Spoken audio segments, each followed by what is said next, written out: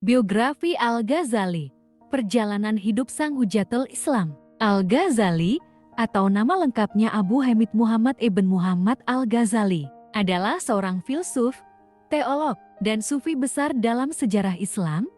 Ia lahir pada tahun 1058 Masehi 450 Hijriah di kota Tus, Persia sekarang Iran, dan wafat pada 19 Desember tahun 1111 Masehi 505 Hijriah di kota yang sama. Al-Ghazali dikenal sebagai Hujatul Islam, argumen Islam, karena kontribusinya yang sangat besar dalam dunia filsafat, teologi Islam, dan tasawuf. Masa kecil dan pendidikan awal. Al-Ghazali lahir dalam keluarga sederhana. Ayahnya adalah seorang pemintal wol yang saleh dan sangat mencintai ilmu. Meskipun hidup dalam keterbatasan, ayahnya selalu berusaha memberikan pendidikan terbaik untuk Al-Ghazali dan adiknya, Ahmad Al-Ghazali, yang juga menjadi ulama terkenal. Sebelum wafat, ayahnya menitipkan mereka kepada seorang sufi untuk membesarkan dan mendidik mereka. Setelah beberapa tahun, mereka melanjutkan pendidikan ke sekolah madrasah terdekat. Ketika berusia sekitar 15 tahun, Al-Ghazali mulai belajar di madrasah terkenal di kota Nishapur, yang kala itu menjadi pusat ilmu pengetahuan di dunia Islam. Ia berguru kepada Imam Al-Juwaini, Imam Al-Haramain, seorang ulama besar dalam bidang teologi dan hukum Islam fikih. Dari sinilah kecerdasannya mulai terlihat. Ia menguasai ilmu fikih, logika, filsafat, dan tasawuf dalam waktu singkat. Perjalanan ilmu dan karier. Setelah wafatnya Al-Juwaini, Al-Ghazali mulai mencari ilmu ke berbagai kota besar di dunia Islam, termasuk Baghdad, Damaskus, dan Mekah. Namanya mulai dikenal sebagai seorang cendekiawan muda yang brilian. Pada tahun 1091 Masehi, Al-Ghazali diundang oleh Nizam al-Mulk, Perdana Menteri dinasti Seljuk, untuk mengajar di Madrasah Nizamiyah Baghdad, salah satu universitas terbaik di dunia saat itu. Ia menjadi profesor terkemuka dan memiliki banyak murid dari berbagai wilayah Islam. Di Baghdad, ia mendalami berbagai disiplin ilmu, termasuk filsafat Yunani seperti Plato dan Aristoteles. Tetapi akhirnya, ia mulai mengkritisi filsafat yang bertentangan dengan ajaran Islam.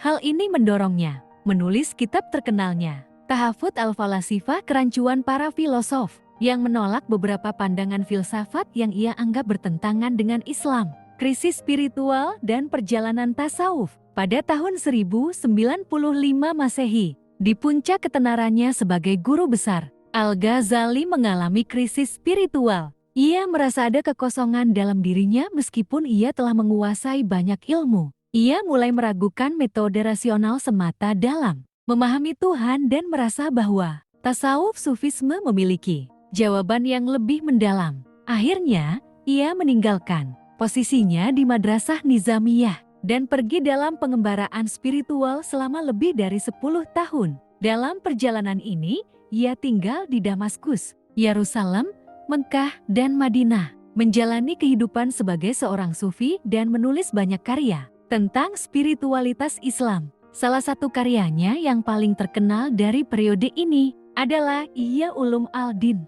menghidupkan ilmu-ilmu agama, sebuah kitab monumental yang menggabungkan hukum Islam, teologi, dan tasawuf.